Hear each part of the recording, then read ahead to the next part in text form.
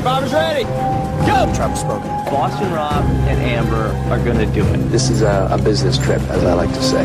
You Brad Culpepper. I'm tired of you and the fucking chicken. You can call me the puppet master. They can be my little puppets. It's not like you're making me deal with the devil here. You get to milk your own milk, I guess. We got enough rocks here, too. We could build a pretty decent shelter just using rocks. I'm supposed to talk loud.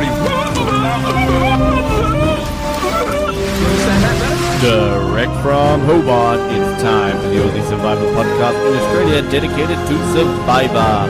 Bringing you today's interviews, episodes, and opinions from the greatest reality show on the planet. It's Survivor Oz, and here's your host.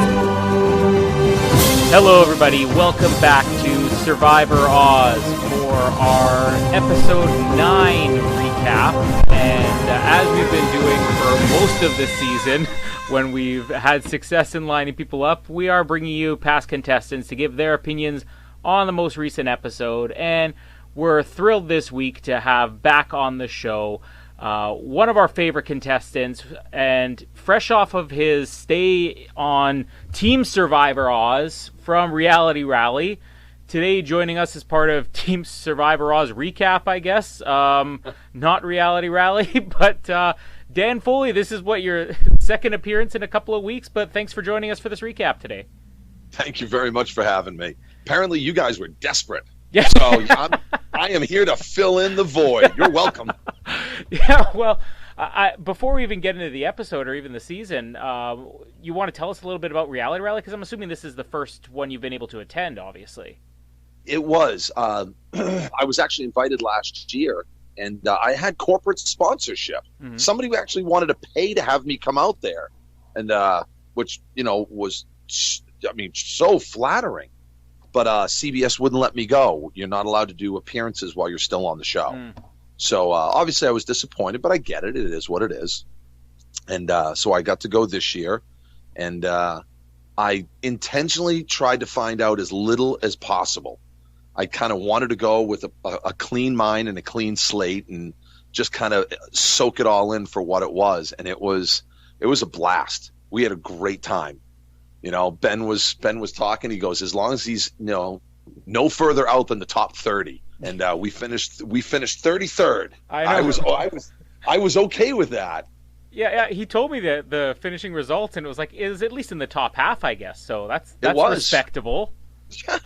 Yeah. I'm not bummed out about that at all. Not even a little bit. How was Ben as a teammate? Does he carry his own weight? Could he actually hold his own in a Survivor Challenge? Hey, how about those Patriots, huh? How about the Red Sox? Yeah.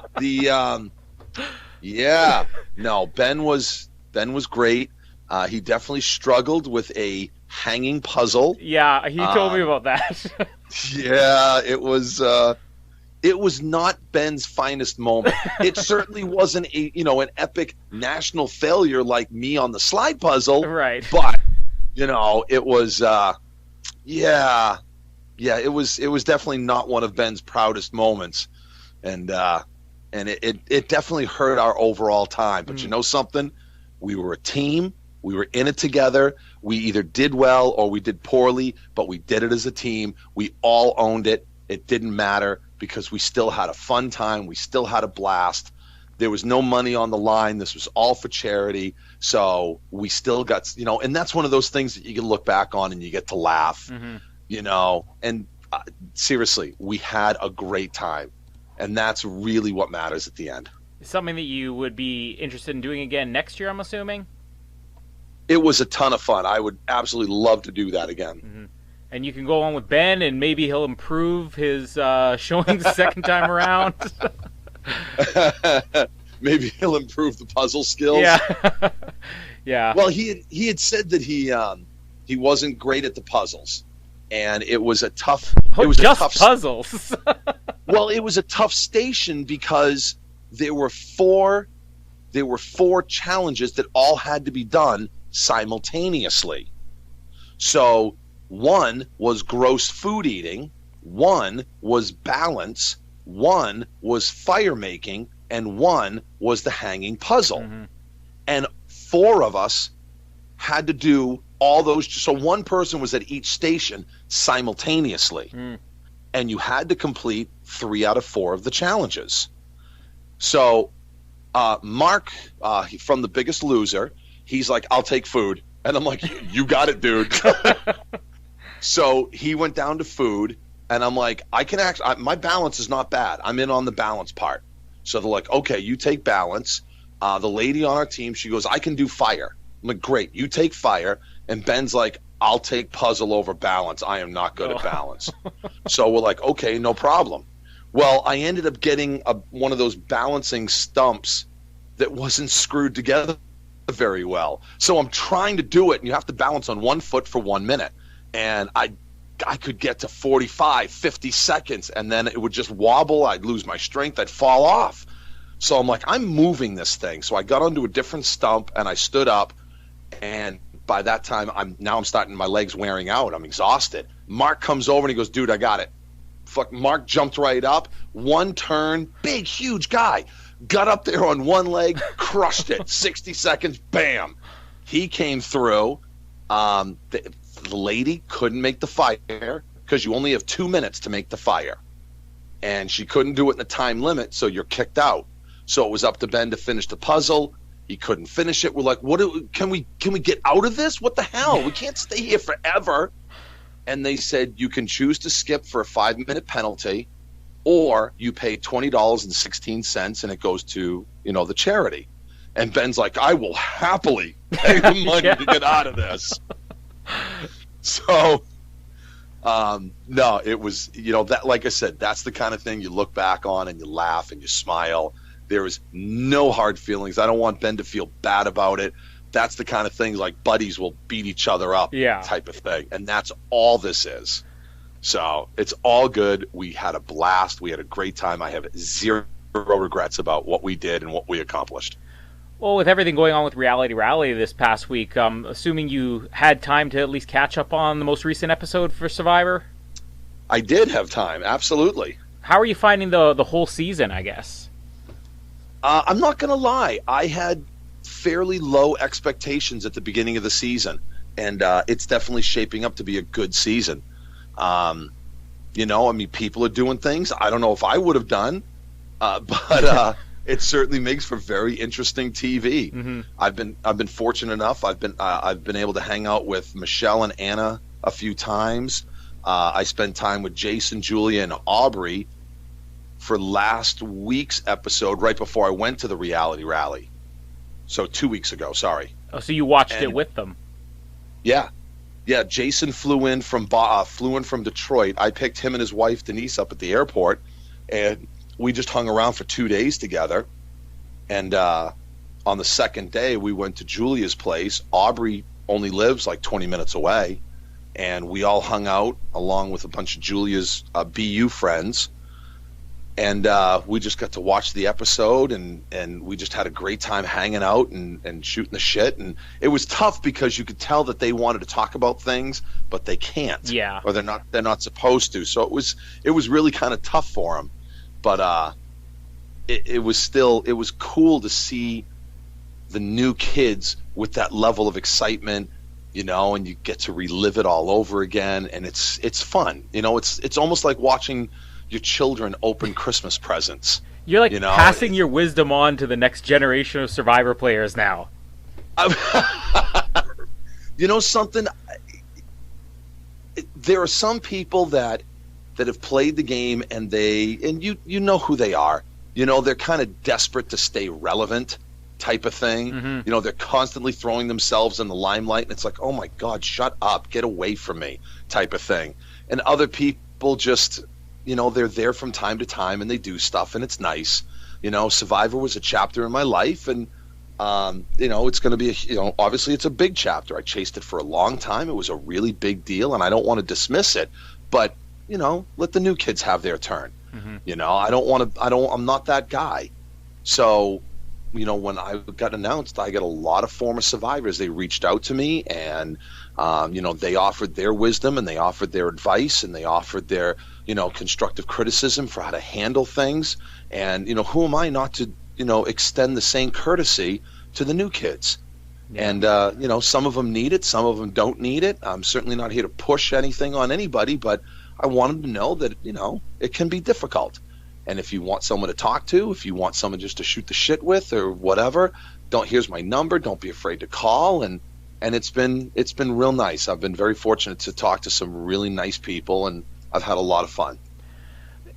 Considering you're on, I guess, good terms with a lot of the people who are really at odds in this episode, I'm interested to see your take on how everything went down. I mean, coming off the last episode with, Sydney flipping the vote and everything and turning on Scott and Jason, and the way this episode opened up with the whole sabotage thing. I mean, we have to talk about that. So, I guess, what was your feelings on the whole sabotage as entertainment as part of the TV show, but also part of a strategy? I mean, how did you feel about that? Well, I mean, from a TV perspective, it was awesome. You're just watching these people just freak out and just decimate them, by taking their resources and their fire, and you take away their ability to have food and water. And, that's really devastating. Mm-hmm. And I got to tell you, I don't care how big Scott is, man. I mean, if he's listening, dude, I love you. I'm sorry, but man, I would have got in your way. I would have done something, man, because I don't care how big you are. You will fall if I kick you in the side of the knee. You are not putting out the fire, man. And the fact that they let him is like, oh, wow. It blew my mind. But it, certainly hiding the tools or that's not the first time it's been done before. Sabotage has taken place in the tribe, but the fact that Scott just stood there in front of everybody and just snuffed the fire, when it's like, wow, holy crap. And then Ty did it. Under the cover of darkness for Ty. Well, Ty's smart right now. Mm-hmm. He's looking at looking at Scott and Jason, thinking, these guys are public enemy number one. Of course I want to ride with these guys. That's a great final three. He goes, if I'm sitting between these two guys, I'm a millionaire. Mm-hmm. So, of course he put the fire out at night, because everybody knew Scott did it the first time. They just presumed he's going to do it again. So he gets a free pass on this. That's brilliant. Do you think that this was more of an emotional reaction from Scott? Because I'm having trouble wrapping my head around why he would rush to do this, because it's not like Sydney was really rejecting them like permanently. I mean, we even talked in the last episode that we did from last week about how it seemed like a very, plausible scenario that Sydney would join back up again with Scott and Jason despite what happened with her, changing her vote. And I'm surprised that Scott jumped to almost pushing her away when they're so down in numbers. I mean, you got to pull somebody over. Even if they pull Julie over, like we saw a little bit of in this week, they're still down in numbers. So do you think this was more of an emotional reaction, or was there maybe more strategy we didn't see in this? I'm not sure what strategy they could have put in there other than well, I mean, Jason said it best. It's psychological warfare. If you take away their food, their water, if you take away their ability to get any kind of nourishment, you kind of have to judge your own position. And speaking from the perspective of a big guy, once I got to that point of hunger, and you don't get more hungry, you just you get more and more and more and more, and then eventually you plateau off. Mm-hmm. And you just stay at that level of hunger, and then you just get used to it. And I knew where I was. So I'm kind of presuming that Scott and Jason are thinking the same thing. They're like, we know where we are. We've got enough reserves in our body, and these people don't. Mm. They may have a better read on where these people are as far as their hunger, as far as their, as far as their psyche is involved at this stage of the game, because now we're looking at 20 some odd days into it, and it's really starting to take a toll on them. Well, if you start pushing people by taking away all ability to eat, people might quit. But if people can make it, people can make it to the end, I don't know, strategically, I don't know if it's a good move, but I mean, the difference between a hero and a moron is the outcome. Just because you think it's a bad move Well, you don't know until you get to the end of the game, and it might work out great, or it might work out really badly. So you kind of have to wait to see how it rolls, but I wouldn't have gone that way with it. I certainly would have made different choices, but it's their game to play, and it's entertaining. You did say something about having a read on people. I mean, in terms of what their bodies could handle, but another thing that I'm kind of considering is, like you said, they didn't really freak out. It was even Joe, who's we call him Grumpy Joe here. He's just quick to flip out on anybody. Joe was just sort of like, hey, why'd you do that? Like, do you think that maybe Scott and Jason, like, part of their rationalization of this is knowing that they can do this and these people won't hold it against them permanently? Because there didn't seem to be that much of an explosion of outrage from this. You mentioned something about the vote and maybe Sydney going back and Julia and this, that, and the other thing. And I got to tell you, I'm not, and people can beat me up, and I'm sorry to the current cast members, because there's a ton that's going on behind the scenes, and I really want people to know I'm only speaking based on what I've seen and nothing else. But it just doesn't seem like there's a lot of good gameplay going on here. Yeah. It really doesn't. I mean, last week was a perfect example, because I can do basic math. Survivor was and ever shall be a game of numbers, and you've got to have the numbers in your favor, and the numbers can't be in your favor unless you can win people. So if you can win people, you can win numbers. So to me, it was incredibly short-sighted to get rid of Debbie. They should have. That was the dumbest thing they could have done, because if Aubrey, Cindy, Julia, and who's the other one? Michelle, thank you. And Joe, I guess. Well, forget Joe. Joe and Debbie were definitely on the outs, but as long as you stroke their ego and talk nice to them, they'll stay with you. You don't go off to the side by yourself. You make sure, if you do, you bring one of them, and then you say, Michelle and Julia, take Debbie off to the side so she'll leave, the two of us alone kind of thing, so we can talk in private. Make them feel important. And then what you do is split the votes. Split the votes 3 ways. If you suspect that they've got an idol, then split the votes. 3 of you vote for Ty, 3 of you vote for Jason or Scott. It doesn't matter. The 3 of them are going to vote for one of you, and even if an idol comes into play, even if the super idol comes into play, the super idol can only save one of them, not both. Not both. So now it's 2 of them and 5 of you, and the 5 still win, and you've simultaneously flushed both idols. So now you still have the numbers, but now they got rid of one of their own. Now they're down to 5. They can no longer split the votes. They are no longer in a position of power because they held on to that super idol. So no matter what, you're in trouble. And they're going to keep pulling the Tony maneuver. It's like, well, I've got my magic bag of tricks. You better not vote for me. And everybody in that season went, well, I guess we better not vote for him. Bullshit. You vote for his ass every week. You flush those idols. You get them out. You get him out of the game. And nobody did it. Nobody did it. And they're doing the same thing now. And that's just a rookie mistake from people that are supposed to be big fans. But the only thing that I can pick up on is that I think Aubrey was so worried about Julia that she wasn't willing to take a chance on something like that, because I see Aubrey smart enough to do that. Joe is not. Absolutely not smart enough. I would have thought Debbie was smart enough. Sydney was smart enough. And I'm presuming Michelle is smart enough. But we haven't seen a lot of Michelle, which I'm disappointed with. I was hoping to have seen more from her. But that was brilliant. That was a brilliant maneuver to whip out the idols and just basically intimidate people, and it worked. Yeah. It worked. It worked perfect. Well, and that's what you want. One interesting thing, I mean, we'll talk a little bit about Julia here, because I'm like you said, there's not a lot of good gameplay going on, and I think there are moments where we had an episode earlier today we recorded where we were talking about this, that there are moments where you think that a strategy is good, but then the rationalization a person has behind it seems to just be completely flawed.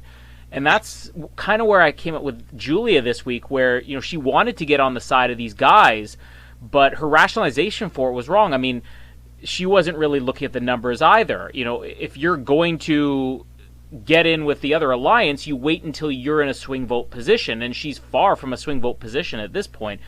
But at the same time, like you were saying with the whole Debbie vote, I mean, or I guess not with the Debbie vote, but Aubrey insisting on getting out Debbie, you said she was probably nervous about Julia. Is Julia even that much of a threat? I mean, if she does flip, they're now only 4 people. You still have the majority, even if something goes wrong. So I'm not quite sure, you know, what's going on both Aubrey and Julia's side, where maybe people are just too anxious to play the game. I mean, tell us what you think about Julia's gameplay this week, and if this was in any way a good move on her part to get close to the guys. I think it might have been a good move, but at the end of the day, the votes don't lie. I mean, Julia didn't trust Aubrey because Aubrey wrote her name down. Mm-hmm. She crossed it out, but she still wrote it down. That cross-out thing's going to haunt her for the whole game. And as well it should. That was a bad move. Yeah. I mean, Christ, at the minimum, flip the paper over. Yeah. Make at least an attempt at hiding it. You know, come on. Every piece of paper has got 2 sides to it. I mean, you could scribble it out really hard so it's not even legible what's on there. You know, come on, you're creative enough. Make some kind of little artwork out of it so it looked like you were supposed to do that. Yeah. Do something other than the right, Julia, oops, not you. You know, come on. That was not a good move. So I think Aubrey is kind of transposing her own fears because Julia and her had a bit of a row after Aubrey wrote her name down. She goes, well, I crossed it out. I'm like, it doesn't matter. You still wrote it down. Mm. So there's no trust there. So Aubrey thinks that Julia's coming for her because Aubrey went after Julia. The problem with Julia right now is that she's trying to play both sides against the middle, and flippers never win. Yeah. You know? We brought up your quote just this morning when flippers never win. I mean, and I've gotten just beaten like a baby seal over that line. And I know that people have, but it's still, so I'll say flippers rarely win. Yeah. You know, even if I modify it slightly. But, I mean, John and Jacqueline from the first Blood versus Water 2, mm-hmm. They couldn't make up their friggin' minds. They kept going back and forth and back and forth. They'd be with this alliance this week and then that alliance next week. Then they go back to Alliance A and back to B. It's like, you are screwed. You need to pick a team and stick with it. Mm-hmm. And it came back and it bit him in the ass. John got voted out. Jacqueline made it to the end and had no shot. That's really, with Debbie and Joe, that's kind of the position they've been taking, you know, especially with Aubrey, I think, is that, you know, this is the second time we've seen either of them say to Aubrey, no, let's just stick with the plan, you know, to quote Keith, not that he was brilliant at it, but that seems, maybe there's something going on with Aubrey where she is just so eager to make big moves that these other players are repeatedly telling her, no, let's be safe here. Let's not take chances. Well, I mean, Debbie had her own idea of things, and clearly she had no idea what she was talking about. Yeah, there's no idols in the game, as we heard from her. Right. Oh, come on. You've got to be kidding me. And isn't this like the 3rd or 4th season recently where we've heard people say that this late in the game? I think that maybe there's no idols. Is that ever going to happen? No, it's never going to happen. They love idols because it's a massive shakeup in the game. I don't like the super idol.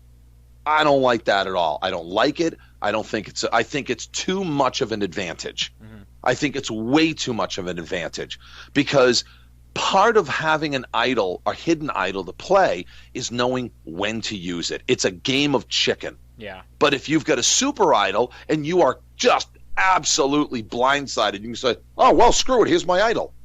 And it doesn't matter because now you're safe. So I don't like it. And everybody knows that 32 was filmed before 31. Yeah. Okay. Did they have a super idol in 31? No. Well, no, there was just the advantage that they had. That's correct, yeah. Which was the same as mine, but there was no super idol clearly it doesn't work out well in this season because they didn't use it again. Yeah. So that's, again, I'm reading between the lines on that. I have no knowledge. I have no understanding. One of the things that I was talking to Julie about, and Jason was sitting right there, and he's yelling at me, swearing at me, and I looked at Julie, and I'm like, okay, listen, this is what I'm dying to ask you. And it was the night they got rid of Nick. And I says, here's what I don't understand. You actually went to Michelle, you looked at her and said, if we girls get together and get rid of Nick, Jason is going to be pissed. Mm-hmm. There's going to be retribution. I think those are the words she used, or something very similar to that. And I said, Julia, if you knew that, then why not get rid of Jason? Yeah, exactly. If you knew he was going to be that much of, and he's like, shut up, dude. I'm like, but the game's already over, man. Shut up and let me ask my question. And I'm like, if you knew he was a threat, if you knew he was a problem, why didn't you target him? And she said, because Joe is a cement head. He is locked in. There was no way we could tell him. And I'm like, who cares? You had the numbers. Mm-hmm. You would have had the numbers at that point. And she's like, it didn't. We couldn't do it because we needed to have Joe vote with us so we'd have the majority of the numbers. Because Nick was going to vote with the Braun. And we needed to make sure that we had Joe on our side. That way we could pull it off. And I'm like, man, you had Michelle, Julia, Aubrey, Sydney, and Debbie. You had 5 of you. If Nick was over there, the 4 of them would have voted for whoever, and then Joe would have been out in left field voting for Nick. He would have had a throwaway vote. You still would have had the majority. You still could have gone after him at that point. It never ceases to amaze me when you have a clear and present danger and people don't target that person. The other part of that is also that we mentioned how earlier, maybe Aubrey is just looking to make some big moves and not thinking long term. I think almost the same thing about Julia and Michelle too, with that move and turning on Nick, because they both said that Nick was their biggest ally in the game. And I think we're finding a lot of that this season where, like with Aubrey turning on Debbie this week and everything, it seems like people are not thinking about the votes they're going to need in the end, because we're struggling to think on this show every single week. We're struggling to think who can be a winner at this point, because everybody just seems like they've sabotaged their game to the point where people won't vote for them in the end. Yeah, but if you've got an entire jury of Russell Hanses, mm-hmm. or if you've got an entire, if you've got an entire final tribal, you've got a final 2, final 3, whatever it is, and it's all Russell Hantz, mm-hmm. or it's all Coach, or it's all Johnny Fairplay, you still have to give it to one of them. Yeah. It doesn't matter how much you dislike. If you've got Johnny Fairplay, Cass, and Russell Hantz, you still have to give it to one. And at that point, depending on how bitter the jury is, how they perceive things, it might just simply be, okay, you all just suck. Mm-hmm. Just tell me anything you did. Anything that was intelligent, not douchey, just smart. And I think they'll give it to him. Yeah. So, if you've got Joe, Jason, and Scott at the final, I think Jason wins. You think Jason so? wins? Yes, I absolutely do. I think Jason wins the game. Because I think Jason can sit there and talk about the good strategic gameplay. Whether you agree with it or not, it's irrelevant. Mm-hmm. It was strategic. And I think he's made moves. And I think he's made some good moves. I think some of his moves have not been good, but again, that's just my opinion. Yeah. What do I know? If he wins the game, then every move was brilliant. People say that Mike's move at the auction was one of the dumbest moves ever. Mm-hmm. It was great for TV, but bad for the game. How'd it work out for him? He won the $1 million, didn't he? Yeah. So I guess it doesn't matter, does it? If he got voted out, then people would say, if you didn't do that thing at the auction, but since he won, nobody cares. Mm-hmm. And the same's going to hold true for Jason. Jason could potentially win this game. You could, if Jason's sitting in between, let's say, Well, if he's sitting in between Michelle and Julia, he could easily make the argument, what did they do? Yeah. What did they sat there and they rode coattails the whole time. I may have been a jerk, but at least I was in it. Every day, every hour, I was in it. I was making moves, I was stirring things up, and I think he could sell that. Plus, I guess another thing, and I've kind of been mentioning this on all of our episodes in the last little while, Julia made a comment this week that one of the reasons she wants to be next to Jason and Scott is, in her words, they betrayed everybody. But if you really look at it, they haven't betrayed anybody in the game at all. Every person they voted out, it was clear they were going to vote them out. Meanwhile, Julia and Michelle, they have turned on people. And they turned on Nick. They turned on Debbie. Absolutely. Yeah, and the same goes for Aubrey. I mean, in a way, it would make sense if this is the jury, because I guess every jury is going to be different. If this is a jury where it's going to be about, I want to vote against the person who betrayed me, Scott and Jason's hands are kind of washed clean. Like you said, they could be viewed as jerks, but are they really going to be viewed as people who did nasty things in the game? I don't think they're going to be viewed as people who were turncoats. Mm-hmm. They could easily be viewed as douchebags, but they could literally get to the final tribal and say, you know something? Was I an asshole? Damn right I was. Was I a jerk? You betcha. But did I ever lie to one of you? Nope. Yeah. No, I didn't. I always stuck by my word every time. And that is a very viable argument. Mm-hmm. That could win them $1 million. Michelle could turn around and she could do the same thing though. She could turn around and, Nick could grill her and she could say, you know something? You were a threat. I knew you were a threat. I needed to get rid of you. I had to. She goes, I think you're great. I think you're wonderful. I think you're blah, blah, blah, blah, blah. Just stroke of the ego. And she could say, but I couldn't sit next to you in the end. I have no chance of beating you. Now, of course, his ego's going to inflate twice as big. And I think that could work too. Mm-hmm. So, I mean, how many Captain Coattails have won the game of Survivor because they were sitting next to a jerk? Yeah. Plenty of them. Plenty of them. Sandra won because she sat next to Russell Hantz. Uh-huh. She won. So I can see a lot of people making arguments. Joe, no, Joe's a goat.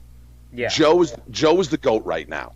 I mean, based upon the edit, based upon what we've seen, I don't see Joe being able to say anything that gets him the victory. Mm-hmm. I wouldn't be a bit surprised if Joe gets dragged to the end kicking and screaming. I think if Ty gets to the end, he beats everybody.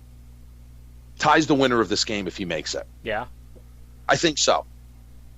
I do. If he can make it to the end, I think he wins. I think he's too nice. Mm-hmm. I think he's much too nice. He can actually say that he did things. He hasn't really betrayed anybody. And nobody knew that he dumped the water on the fire. So, I mean, as far as everybody else is concerned, his hands are clean. Yeah. And I think he could make a very solid argument. I think if Ty makes it to the end, he wins. There is something strange with this season. You mentioned earlier about how there's a lot of bad gameplay going on, but I think one of the other things is just how the character's being portrayed. Like you said, Ty's very likable, but they're still showing these moments where he's doing nasty things, and that seems to be something that's common with every character on this season. Jason, they went out of their way for every single episode to just show him as villainous, and then they have this nice moment last week where he's talking about his daughter, and same thing with Scott. Maybe it's a bit of a theory of mine, but I've kind of seen when we reach like the mid-20 seasons in Survivor, if you take like One World and Caramoan and Blood versus Water, it just reached a point where fans were saying, oh, we saw the winner coming. And I think from Kaoh on, it's almost like every single season they're rewriting what a winner's edit can be. And with this season, I'm not sure if the editing of the way the characters are, the fact that we're seeing so many mistakes of all the players in the game, the fact that we're seeing these negative moments from all the characters while also having these nice moments, if that is maybe just the editor's way of saying we're going to find a way to fool you no matter what. Like, do you think that there's any chance that's what's going on with a lot of these weird edits we're getting, even with somebody like Debbie? I think that they're trying to mix it up. I think they're trying to pull the M. Night Shyamalan. Like, you think it's going one way and then bam, surprise ending. Yeah. Holy shit, Bruce Willis is dead the whole time, kind of thing. And and kudos to them. I think it's a good way to do it because it does leave people guessing. But I don't think it's as good as they think it is. I mean, people were calling Mike the winner of my season from episode 2. Mm-hmm. I was calling Jeremy the winner of his season from episode 1. I mean, they showed a few things that he said, and I'm like, there's your winner. Yeah. He's the winner of the friggin' game. And the way that he talked and the way that he started off, and I doubted myself at some points during the season, but he was my prediction to win the game based upon episode 1. And I think they're trying, but I think they tend to give the winners too good of an edit. Mm-hmm. And, I mean, when's the last time we had a real villain win the game? Probably Tony. So that's, 4 seasons ago already?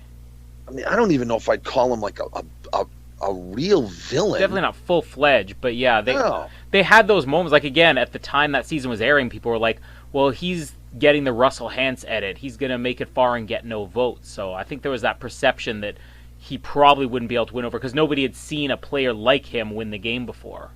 Right. And that is very true. I mean, people compared Mike to Tony. I don't know. I really don't know. I mean, I said before the season started that this was one of the strongest female casts, I think, new casts that they may have ever assembled. And I was calling a woman as the winner before the game ever started. And losing Anna, losing Jennifer, losing Elizabeth, some really strong women right off the get-go. It's like, oh, you're killing me. Right now, I'm still... Michelle was my first pick in my draft, for my fantasy draft. Like preseason pick? Yep. And I saw nothing. I intentionally saw nothing. The only thing I saw was the Meet the Cast videos. Mm-hmm. And I called Michelle as my early pick to win the game. And I had her and Jason as either one of them would be my female and male choices to win the game. So, I think Michelle could still make that argument. I think if she can make it to the end, she could make an argument based upon the way people have behaved and the lack of, moves. I think Aubrey, I agree with you. I think she's waiting to make her move, but I think she may have waited too long. And I don't know if there's enough numbers there to help her make the move she's looking to make. Mm-hmm. I don't know. I really don't know. We'll see how things go this week, but Jason, I got to tell you, if he whips out the autistic child card, and he ties that together with I may have been a jerk, but I never betrayed anybody. I think he could win. Mm-hmm. I legitimately think he could win this game. I think Ty could win fairly easily. I think Scott would have a tough time. Do you think that the money in his career has something to do with that? Oh, hell yeah. Yeah. You don't want to give $1 million to a person that's already got millions. That absolutely affects how you your vote goes. Yeah, I absolutely believe that could hurt him, if he makes it to the end. But Ty and Jason could win. I don't know if Scott could. I don't know but he's not a GOAT. Mm-hmm. I think he's just there'd be too many FU votes against him, kind of thing. And I don't think Joe can win. I don't believe it. I do not believe that he can win the game. The only person we haven't really covered is Sydney, and yeah, I mean, she's very on and off. She'll have like a huge week and then a week where she's not really part of it, but she was almost gone this week. What do you feel Sydney's chances are? Nah, I don't see her. I don't know if she can do it. Again, strictly based on the edit. That's not an attack. Sydney, don't hate me. I'm not attacking you. I just, based upon the edit, based upon what they're presenting, there isn't enough there to work with for the audience to get behind her, to root for her as a winner.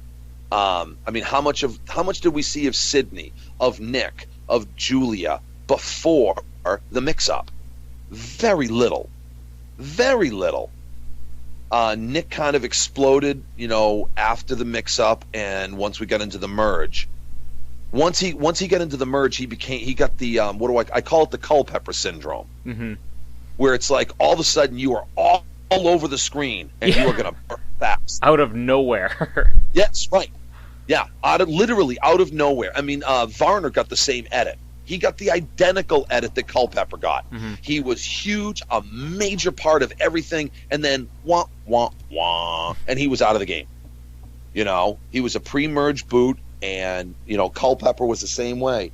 Nick made it further. He made it to the merge, but once the merge happened, he got the Culpepper at it. He suddenly became incredibly relevant, and then, bam, gone. So it's like build up, and then they yank the rug out from underneath you on Nick. Yeah.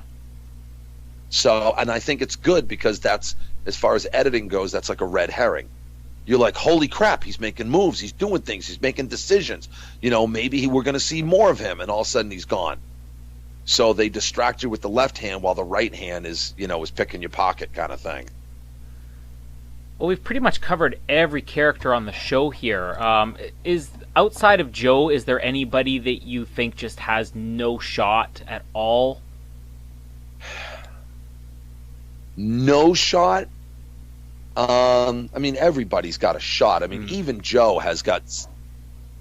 No, not Joe. I was about to say, who does Joe sit next to where he wins? No, there's nobody that Joe could sit next to and win. Yeah.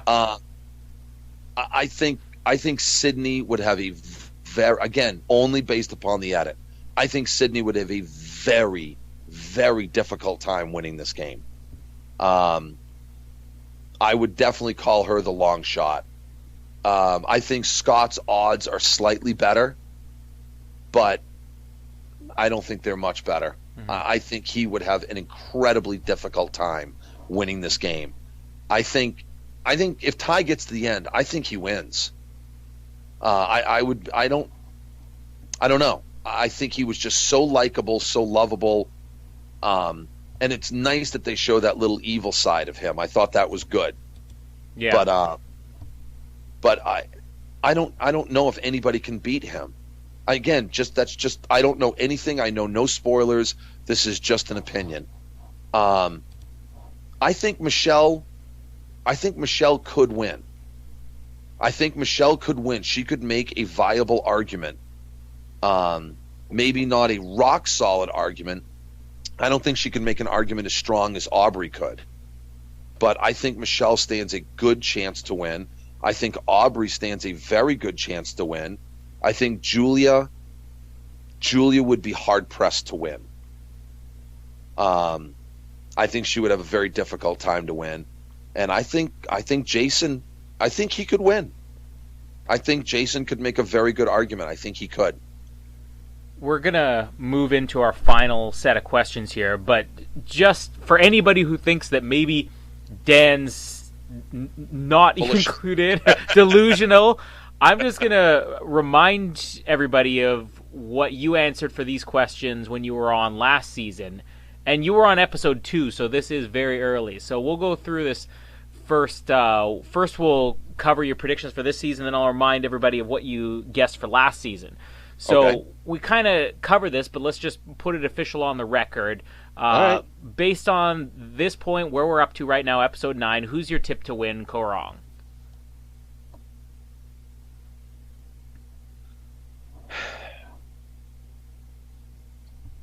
I'm going to stick with Michelle. Michelle, okay. I think there's too many big personalities there, and right now she's under the radar enough that I think the big dogs could just shoot each other, and she could literally be the last person standing. It could be like a Danny Boatwright in Guatemala, then you're thinking? Yeah, where it was her versus Stephanie. Yeah. And, and Stephanie just pissed everybody off. Yeah, I really do. I think all the big dogs could eat themselves, just kill themselves, and then the one person is just left standing, and she's like, I didn't do anything wrong. I think I'm going to stick with it. I'm going to stick with Michelle. Well, I wouldn't have thought Michelle going in, but based on your predictions last season, in episode 2 last season, you picked Jeremy as the winner. So you weren't lying earlier when you said that right at the beginning you called him as the winner. You really did. You were on record on this show doing it. Yeah, and I actually called it first episode because he made the comment in the very first episode. He says, I need to make Joe my buddy because I need to use him as a meat shield. I'm like, this guy is very smart. Yeah. That's going to be the line of the season right there. And it's a strategy nobody had really thought of for 30 seasons prior to that. Like, why are people so focused on taking out the threats when they should be trying to keep them around? Well, no. You want those people around prior to the merge, and then you want them out after the merge. It has been done. Nobody just phrased it that way before. I said almost word for word the same thing about Mike. Yeah. But I felt that Joe was a bigger threat, and I was worried that Tyler was a bigger threat than Mike. And so it's just pick and choose which one is the threat you can deal with for longer? Will and I had a conversation, and I looked at him, and I asked him, I said, are you a fan or were you recruited? And he told me that he was a recruit. And I said, listen, people like us, we can go far in the game if we can make the merge, and we have. Because all these big dogs are going to chew each other up. You and I are not seen as threats. We're not seen as challenge beasts. Let them fight amongst themselves. We will lay low, and we will go far. And, and again, that is a great strategy. As long as you're not just sitting on your ass doing nothing. Yeah. You still have to be a part of what's moving and shaking in the game. I'm nobody's captain coattails. So, I think there's enough big personalities. I think there's enough people trying to make big moves. And right now, Michelle is kind of quiet and she's in the background. But I think she's had her finger in enough pies that I think she could be a bona fide threat to win this game. I'm going to stay with it. So who would you go with for your dark horse then?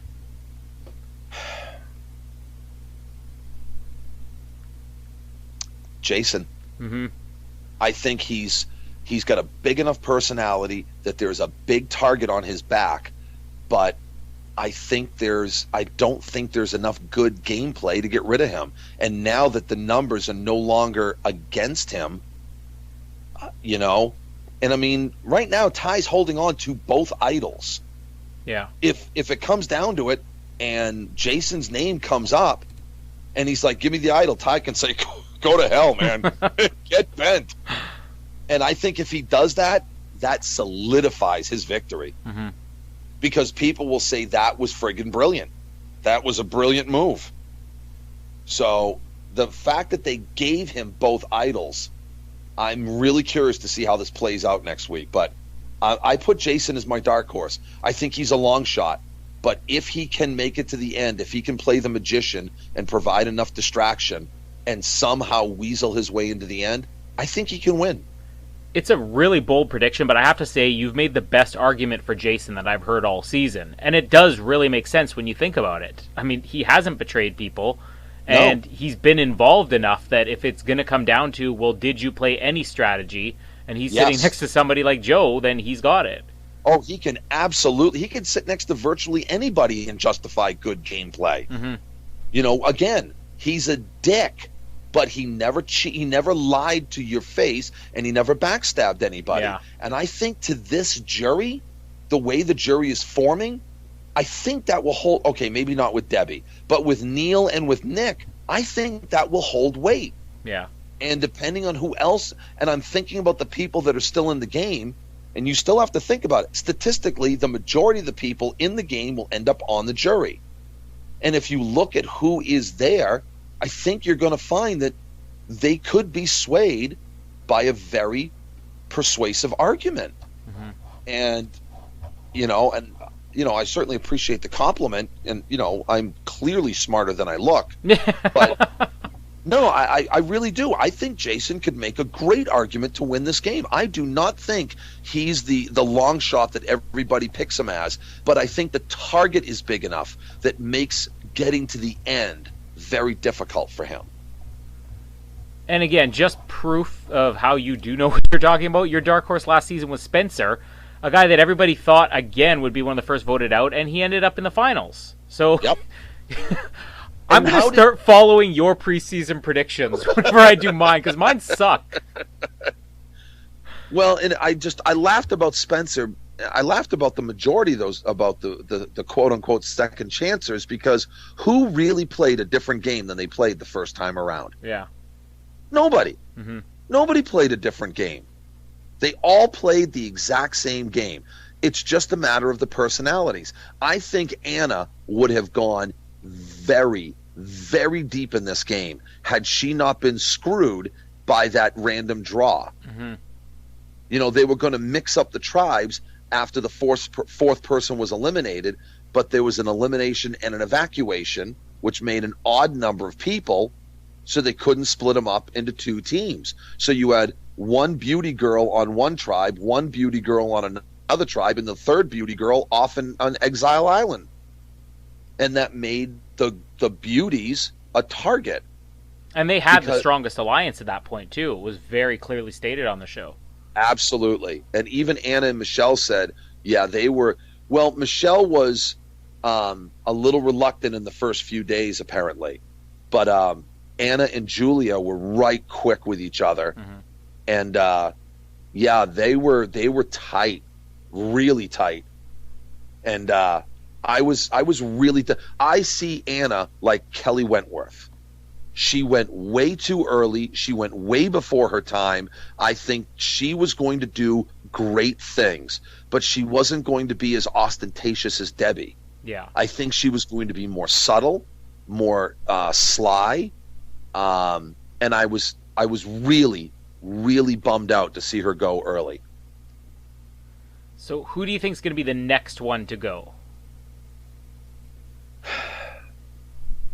Next one to go. Joe is a goat. He's not going anywhere. Mm-hmm. I think Sydney, I hate to say it, but I think Sydney may be perceived as a goat as well. I'm gonna go with Julia. Mm-hmm. Because I think the playing both sides against the middle is going to catch up to her. Oh, and she was so close to being gone this week too. Yeah, I think they made it look that way more than it really was. I think people were just talking. Mm-hmm. There was one week where everybody was like, oh, it's going to be Dan, it's going to be Dan, it's going to be Dan. It was the night we got rid of Tyler, and I got 0 votes that night. Oh, yeah. They'll do that stuff on purpose, so just it's create like, okay. The suspense. Exactly. And it's like, okay, we got to come up with a plan. Just everybody say you're going after me. That way Tyler doesn't know it's coming, kind of thing. And I think it was the same kind of thing with Julia. Mm-hmm. So her name came up a lot, but I don't think she was going anywhere. And then she won immunity, so maybe things would have gone differently. I don't know. But I think the playing both ends against the middle I think it's going to catch up to her. I think Scott and Jason are a little too vengeful to allow that type of slight to go unnoticed. Yeah. So, and Aubrey has a distrust of her as well. So there's no safe place for her to land. Mm-hmm. So I think Julia's going to be in trouble, and that really bums me out. Yeah, I think I agree with you on that one, especially with the way that this last couple episodes are being told. She's kind of been invisible for a while, too. I think that's the other thing that people are noticing, is that she was the only person until this week who wasn't even part of any storytelling. Yeah, she got very, very little airtime prior to the mix-up. She got very little airtime in the mix-up, and she's had a few confessionals. I mean, clearly the edit is not in favor of her. So, I don't think she's going to go much further. Mm-hmm.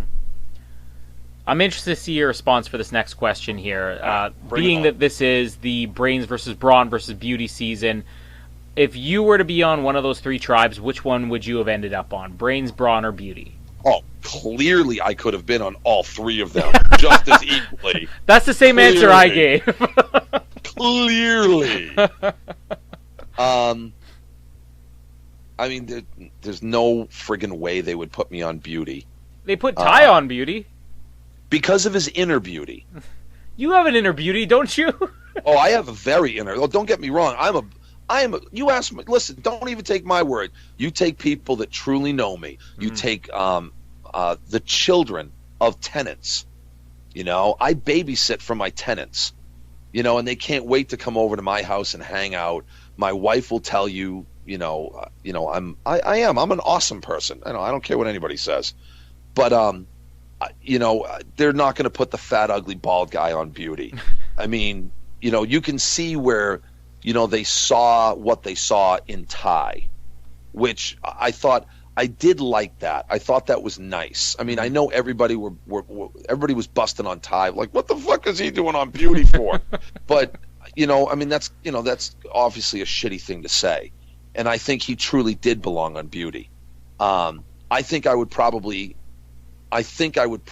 be on Brawn over Brain. I'm a technician for the U.S. Postal Service, so I am constantly working with, 3-phase 208 voltage, 3-phase 480. I'm working with the kind of voltage that will pick my fat ass up and throw me across the room. And I mean, it's the kind of stuff that if it gets a hold of you, it turns you into a crispy French fry. Yeah. And you can't be a dummy when you do this kind of work. And I'm way smarter than I look, but I think at the end of the day, I think they would have stuck me on the Brawn tribe. Mm-hmm. I've done this in the last couple weeks as kind of a bonus question game, whatever you want to call it. But I love this. Bring it on. Okay, so looking at your season, Worlds Apart, Yep. If your season were instead labeled as Brains, Brawn, Beauty, pick one person from your season in each of those categories. Who would be the ultimate Brain, the ultimate Brawn, the ultimate Beauty? Well, they actually did compare my season to Brain, Brawn, and Beauty. Mm-hmm. They said that the white collars were the beauties. No, the white collars were the brains, the blue collar were the brawn, and the no collars were the beauties. Mm-hmm. That's how they actually, they called us brains, brawn, and beauty too. Who would be the ultimate brain? Who would be the ultimate brawn? Who would be the ultimate beauty? I would put Tyler as the brain. Mm-hmm. I would put me as the brawn. Nice. And I would put I'd put Joe as the beauty. I was wondering if you'd go there. Of course I would. Christ, I am happily married, and I would do Joe. I would do Joe in front of my wife. Dear God. And my wife would be like, yeah, I don't blame you, dude. Go right ahead. We do have one last question here. So which player on the season is playing most similar to you? Are we talking, if we're talking strictly gameplay, not personality, right? Just gameplay. Geez, I'm torn between Aubrey and Jason. Again, I don't agree with some of the choices that Jason has made, but I think Jason is thinking longer term than a lot of people. I think I think Aubrey is doing the same thing. I think she is trying to think long term, but again, I don't agree with the choices that she's making. Right. I don't think she's thinking big enough picture. And again, some of the choices that I made certainly were going to come back to haunt me had I made it to the final tribal council, to say the least. But and I think Jason's kind of in the same boat. I think he's definitely going to have things to answer for at the final tribal council. And I think if he can show a modicum of humility, I think he can pull it off. I'm not sure if there's anything I could have said to Shireen, to Jen. I don't know if there's anything I could have said to those two to get their votes. But I was trying to think longer term. I was trying to think bigger picture. It might have been day 3, 4, 5, but I was still thinking day 39 the whole way. But you have to think both short term and long term to get there. You can't instantly think, well, this person's going to be a threat come the merge, so let's get rid of this incredibly strong, athletic person who's going to kick ass at challenges today. Because now you're selling yourself short. You'll make more trips to tribal council. You will thin out your own numbers, and then if you get to a merge or a mix-up with too few numbers, you just get decimated.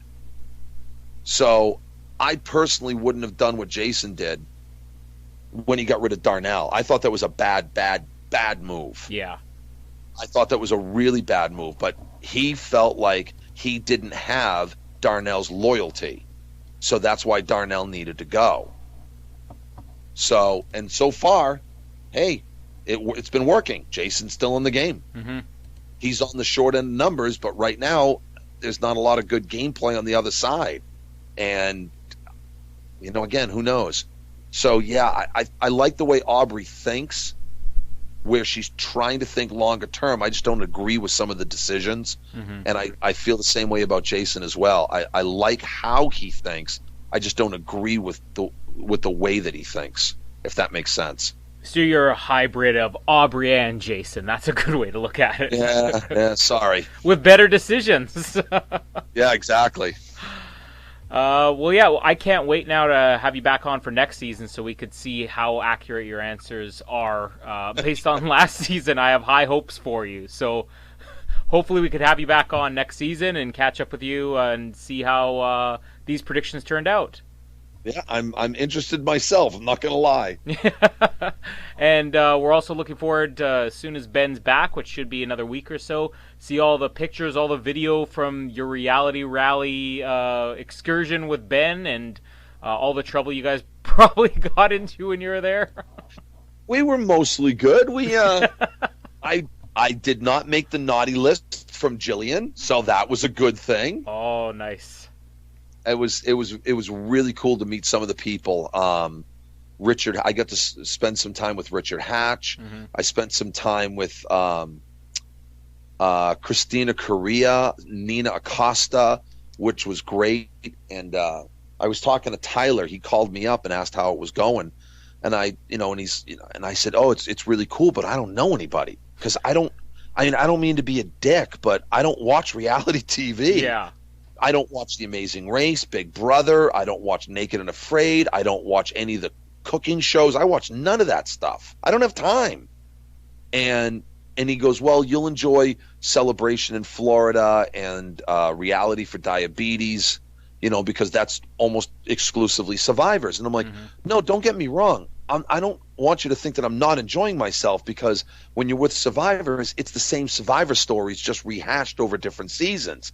With these people, I'm hearing about Big Brother. I'm hearing about Amazing Race. I don't even watch Naked and Afraid." And EJ Snyder came up to me, and he goes, "Dude, when I heard you were coming, I was so excited. I'm really thrilled to meet you." I'm like, "You're joking." I'm like, "Dude, you are hardcore badass, and you're excited to meet me?" And I must have talked with EJ for a good hour and a half. And him and his wife and myself, we hung out, and a couple of the other girls from Naked and Afraid, Laura, whose episode airs May 15th, so watch it, everybody, and Amanda, who's played the game twice. And Laura called me up. She goes, "Hey, come on down to our room. We're hanging out."